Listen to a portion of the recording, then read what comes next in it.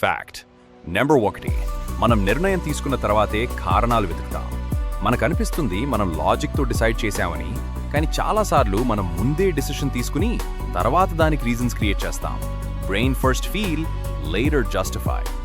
Fact number 2, ఎక్కువ options ఉంటే confusion పెరుగుతుంది. 10 చాయిస్లున్నప్పుడు మనం బెటర్ చూస్ చేస్తామని అనుకుంటాం, కానీ ఎక్కువ ఆప్షన్స్ ఉంటే యాంగ్జైటీ పెరుగుతుంది. టూ మనీ చాయిస్లు సమానం డిసిషన్ స్ట్రెస్. ఫ్యాక్ట్ నెంబర్ 3, మనల్ని వినేవాళ్లను మనం ఇష్టపడతాం.